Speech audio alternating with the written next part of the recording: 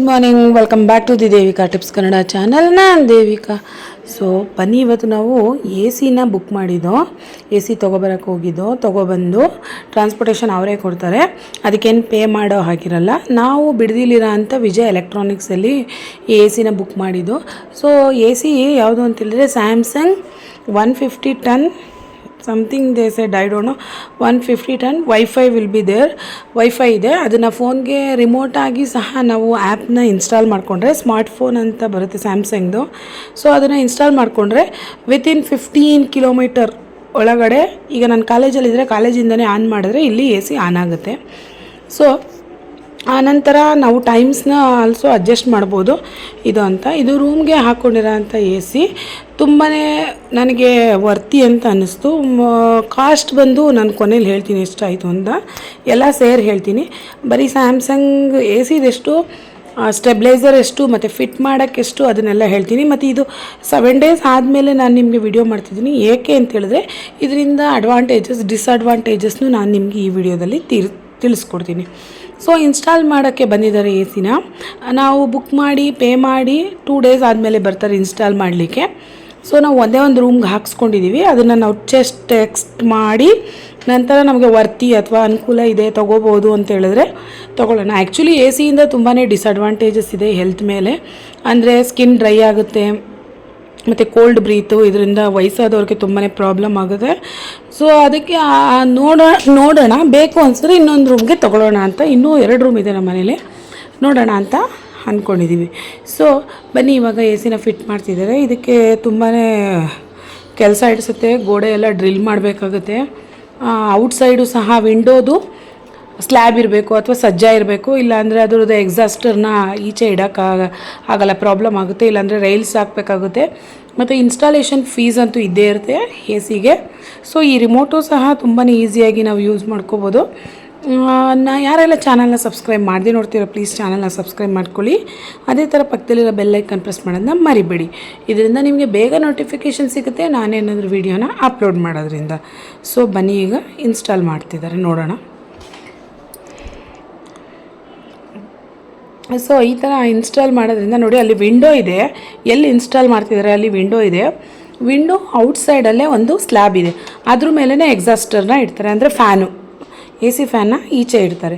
So ನಾವು use ಮಾಡ್ತಿದ್ದೀನಲ್ವ ಒಂದು 7 to 10 ಡೇಸಿಂದ, ನಾವೇನು ಮಾಡ್ತೀವಿ ಅಂತ ಹೇಳಿದ್ರೆ ಮಿಡ್ನೈಟ್ 2 o'clock 3 o'clockವರೆಗೂ ಟೈಮರ್ನ ಆನ್ ಮಾಡ್ಕೊಂಡಿರ್ತೀವಿ. ಆನಂತರ ಅದನ್ನು ಆಟೋಮೆಟಿಕ್ ಆಫ್ ಆಗೋ ಥರ ಮಾಡ್ಕೋತೀವಿ.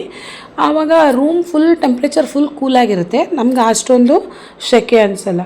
ಸೊ ಬಿಫೋರ್ ಇಯರ್ ಆ್ಯಂಡ್ ಅಲ್ಲಿ ನಮ್ಮ ಹತ್ರ ಏನಿತ್ತು ಅಂತ ಹೇಳಿದ್ರೆ ಏರ್ ಕೂಲರ್ ಇತ್ತು.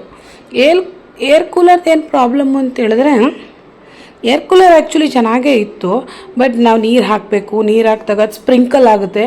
ಸ್ಪ್ರಿಂಕಲ್ ಆದರೂ ತೊಂದರೆ ಇಲ್ಲ, ಏನು ತುಂಬ ಹಾಟ್ ಇರಬೇಕಾದ್ರೆ ಅದು ಮೇಂಟೈನ್ ಆಗುತ್ತೆ. ಅದೇನಾದರೂ ಒಂದೇ ಕಡೆ ಬೀಸುತ್ತೆ, ಆವಾಗ ಏನಾಗುತ್ತೆ, ನೋಸ್ ಬ್ಲಾಕ್ ಆಗುತ್ತೆ, ಅದು ಪ್ರಾಬ್ಲಮ್ ಇತ್ತು. ಬಟ್ ಎ ಸಿ ಅಂತ ಹೇಳಿದ್ರೆ ಸರ್ಕ್ಯುಲೇಟ್ರಿ ಇದೆ, ವಿಂಡ್ ಅಂದರೆ ಅದರದ್ದು ವಿಂಡು ಕೆಳಗೆ ಮೇಲೆ ಆ ಕಡೆ ಈ ಕಡೆ, ಅಂದರೆ ಹಾರಿಜಾಂಟಲ್ ಆಗಿ ಅಥವಾ ವರ್ಟಿಕಲ್ ಆಗಿ ವಿಂಡು ನಾವು ಯಾವ ಕಡೆ ಬೇಕೋ ಆ ಥರ ಮಾಡ್ಕೋಬೋದು. ಇನ್ನೊಂದೇನು ಪ್ರಾಬ್ಲಮ್ ಅಂತ ಹೇಳಿದ್ರೆ, ನಮ್ಮ ರೂಮಲ್ಲಿ ಗೋಡೆ ಸೈಡು ಲೇಖನ ಮಲಗೋ ಜಾಗದಲ್ಲಿ ಸ್ವಲ್ಪನೂ ಫ್ಯಾನ್ ಗಾಳಿ ಬೀಸಲ್ಲ. ಅವಳು ತುಂಬಾ ಸ್ವೆಟ್ ಆಗ್ತಿದ್ಲು. ಇವಾಗ ನೀಟಾಗಿ ಕಂಫರ್ಟಬಲಾಗಿ ಮಲಗ್ತಾಳೆ ನೋಡಿ. ಈ ಥರ ಸ್ಲ್ಯಾಬ್ ಮೇಲೆ ನಾವು ಎಕ್ಸಾಸ್ಟರ್ ಅಥವಾ ಫ್ಯಾನ್ನ ಫಿಟ್ ಮಾಡಿದ್ದೀವಿ. ಸೊ ಈಗೆಲ್ಲ ಫಿಟ್ ಆಯಿತು. ಅವರೇ ನಿಮಗೆ ಇನ್ಫಾರ್ಮೇಷನ್ ಕೊಡ್ತಾರೆ, ಯಾರು ಫಿಟ್ ಮಾಡೋಕ್ಕೆ ಬಂದಿದ್ರು ಕಂಪ್ನಿ ಕಡೆಯಿಂದ ಅವರೇ. ಈಗ ನಾವು ಏರ್ ಕೂಲರ್ ತೊಗೊಂಡ್ಮೇಲೆ 5 years ವ್ಯಾರಂಟಿಯಿಂದ 5,000 rupees ಪೇ ಮಾಡಿ, 5,000 or 4,000 ಸಮಥಿಂಗ್ ಪೇ ಮಾಡಿ ತೊಗೊಂಡ್ರೆ ಅವರು 5 years ಫುಲ್ ವ್ಯಾರಂಟಿ ಕೊಡ್ತಾರಂತೆ. ಅಂದರೆ ಫ್ಯಾನ್ ಆಗಿರ್ಬೋದು, ವಿಂಡ್ ಆಗಿರ್ಬೋದು, ಪ್ರತಿಯೊಂದಕ್ಕೂ ವ್ಯಾರಂಟಿ ಕೊಡ್ತಾರಂತೆ. ಈಗ ಆಲ್ರೆಡಿ 5 years ವ್ಯಾರಂಟಿ ಇರುತ್ತೆ, ಬಟ್ ಅದೇನೇನೋ ಮೋಸ್ಟ್ಲಿ ಅದೇನೇನೋ ಮಿಷಿನು ಮೋಟ್ರು ಮಾತ್ರ ಅಂತ ಹೇಳ್ತಿದ್ರು. ಅದ್ರ ಬಗ್ಗೆ ನಂಗೆ ಇನ್ಫಾರ್ಮೇಷನ್ ಕರೆಕ್ಟಾಗಿ ಗೊತ್ತಿಲ್ಲ, ಎಕ್ಸ್ಕ್ಯೂಸ್. ಹಸ್ಬೆಂಡಿಗೆ ಗೊತ್ತು ಅದ್ರ ಬಗ್ಗೆ. ಈ ಥರ ಎಲ್ಲ ಫಿಕ್ಸ್ ಮಾಡಿದ್ರು. ಫಸ್ಟ್ ಹೇಳಿದ್ರು ನಿಮಗೆ ಸ್ಟೆಬ್ಲೈಸರ್ ಬೇಕಿದ್ರೆ ತೊಗೊಳ್ಳಿ, ಇಲ್ಲಾಂದರೆ ಏನು ಅವಶ್ಯಕತೆ ಇಲ್ಲ ಅಂತ. ಬಟ್ ನನ್ನ ಹಸ್ಬೆಂಡ್ ಹೇಳಿದರು ಸ್ಟೆಬ್ಲೈಸರ್ ಬೇಕೇ ಬೇಕು, ಅದು ಏಜ್ ಪಾಯಿಂಟಿಗೆ ಕನೆಕ್ಟ್ ಮಾಡಿರ್ತಾರೆ.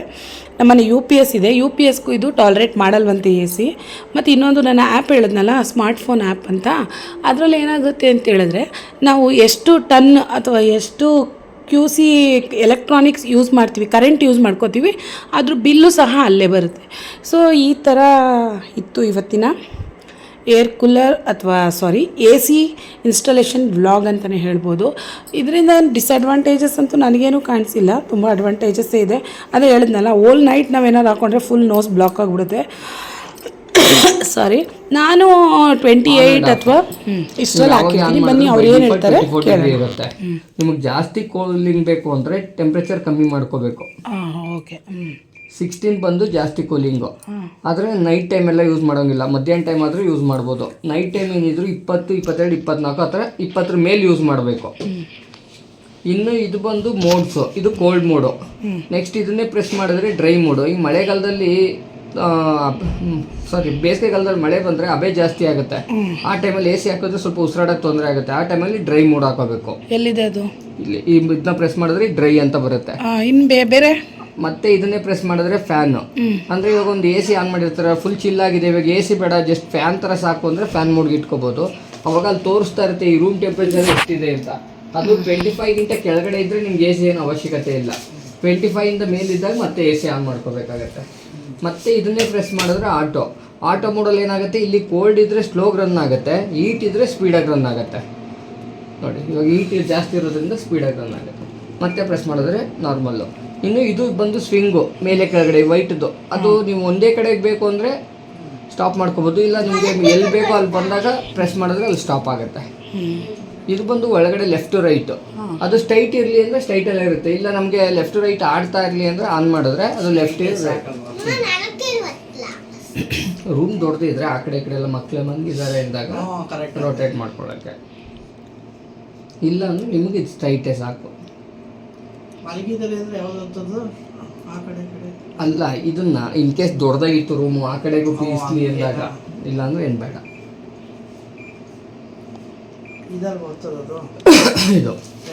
ಇದು ಫಾಸ್ಟ್ ಅಂತ ಅಂದ್ರೆ ಇವಾಗ ಹೊರಗಡೆಯಿಂದ ಬಂದಿರ್ತಾರೆ ತುಂಬ ಸೆಕೆ ಇರುತ್ತೆ, ಫಾಸ್ಟಾಗಿ ಕೋಲ್ಡ್ ಆಗಲಿ ಅಂದರೆ ಈ ಫಾಸ್ಟ್ ಅನ್ನೋದು ಪ್ರೆಸ್ ಮಾಡಿ. ಅವಾಗ ಏನಾಗುತ್ತೆ, ರೂಮ್ ಟೆಂಪ್ರೇಚರ್ 24 ಡಿಗ್ರಿ ಬರೋದು 5 ಸ್ಪೀಡಲ್ಲಿ ರನ್ ಆಗುತ್ತೆ. ರೂಮ್ ಟೆಂಪ್ರೇಚರ್ 24 ಬರ್ತಾ ಇದ್ದಂಗೆ ನಾರ್ಮಲ್ ಬರುತ್ತೆ. ಇನ್ನು ಇದು 5 in 1 ಅಂದರೆ ಇವಾಗ ನೈಟ್ ಟೈಮು ರೂಮಲ್ಲಿ ಒಂದು 4 ಜನ ಇದ್ದೀವಿ ಅಂದರೆ 80%. ಅವಾಗ 1 ಟನ್ ಯೂಸ್ ಆಗುತ್ತೆ, 1 ಟನ್ ಯೂಸ್ ಆಗಲ್ಲ. ಮತ್ತೆ ಇದನ್ನೇ ಪ್ರೆಸ್ ಮಾಡಿದ್ರೆ 60 ಅಂದರೆ ಒಂದು ಇಬ್ಬರೇ ಇದ್ದೀವಿ ಅಂದರೆ 60. ಅವಾಗ 1 ಟನ್ಗಿಂತ ಕಮ್ಮಿ ಯೂಸ್ ಆಗುತ್ತೆ, 10 ಯೂಸೇ ಕಮ್ಮಿ ಆಗುತ್ತೆ ಪವರ್ ಕನ್ಸಂಪ್ಷನ್ ಎಲ್ಲ. ಮತ್ತೆ ಒಬ್ಬರೇ ಇದ್ದೀವಿ ಅಂದರೆ 40, ಅವಾಗ ಅರ್ಧ ಟನ್ ಮಾತ್ರ ಯೂಸ್ ಆಗುತ್ತೆ. ಅಥವಾ ಫಂಕ್ಷನ್ ಇದೆ, ಮನೇಲಿ ಜಾಸ್ತಿ ಜನ ಇದ್ದಾರೆ ಅಂದರೆ 120, ಅವಾಗ 1.5ಇಂದ 1.8 ಕನ್ವರ್ಟ್ ಆಗುತ್ತೆ. ಮತ್ತೆ ಪ್ರೆಸ್ ಮಾಡಿದ್ರೆ ನಾರ್ಮಲ್ಲು. ಇದು ಫ್ಯಾನ್ ಸ್ಪೀಡು, ಇದು 4 ಸ್ಪೀಡಲ್ಲಿ ಇರುತ್ತೆ. ಇವಾಗ ನೀವು ನೈಟ್ ಮಲಗಿದಾಗ ಈ ಥರ ಸೌಂಡ್ ಕೇಳ್ತಾ ಇದ್ರೆ ಡಿಸ್ಟರ್ಬ್ ಆಗುತ್ತೆ ಅಂದರೆ ಏನು ಮಾಡಬೇಕು, ಯಾವಾಗಲೂ ಮಲಗೋ ಒಂದು 10 ನಿಮಿಷ ಮುಂಚೆಗೆ AC ಆನ್ ಮಾಡಿಬಿಟ್ಟು ಡೋರ್ ಕ್ಲೋಸ್ ಮಾಡಿಬಿಡ್ಬೇಕು. ಮತ್ತು ರೂಮಿಗೆ ಬಂದಾಗ ಈ ಫ್ಯಾನ್ ಸ್ಪೀಡು 4 ಸ್ಪೀಡಲ್ಲಿ ಇರುತ್ತಲ್ವಾ, ಇದನ್ನು 2 ಸ್ಪೀಡ್ಗೆ ಇಟ್ಕೋಬೇಕು, 2 ಪಾಯಿಂಟ್ಗೆ ಇಟ್ಕೋಬೇಕು. ಇದನ್ನು ನನಗೆ ತೋರಿಸಿ, ಇಲ್ಲಿ 2 ಪಾಯಿಂಟ್ಗೆ ಇಟ್ಕೊಳ್ಳಿ, ಆವಾಗ ಸೌಂಡ್ ಕಮ್ಮಿ ಆಗುತ್ತೆ.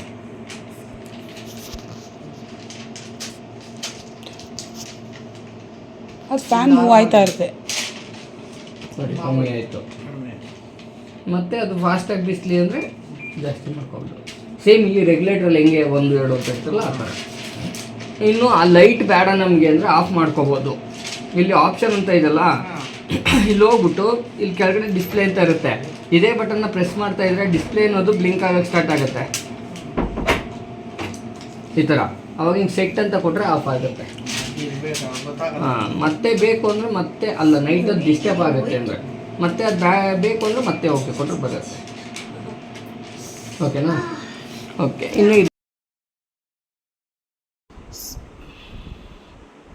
ಸೊ ಬನ್ನಿ, ಇವಾಗ ನಾವು ಯಾವ ಥರ ಇರುತ್ತೆ ವೈಫೈದು ರಿಮೋಟ್ ಅಂತ ತೋರಿಸ್ತೀನಿ.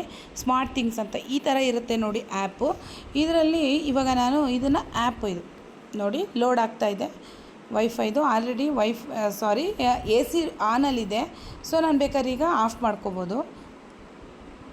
ಸೊ ನೋಡಿ ಇವಾಗ ಆನ್ ಆಗಿದೆ, ಆನಲ್ಲಿದೆ ಅಲ್ವಾ, ಎಷ್ಟಿದೆ ನೋಡಿ. ಈ ಥರ ನಾವು ಕೂತಿದ್ದ ಜಾಗದಲ್ಲೇ ನಾವು AC ಆನ್ ಮಾಡ್ಕೋಬೋದು. ಸೊ ನೋಡಿ ಇಲ್ಲಿ ಎಲ್ಲ ಮೋಡು ಇಲ್ಲೇ ಇದೆ.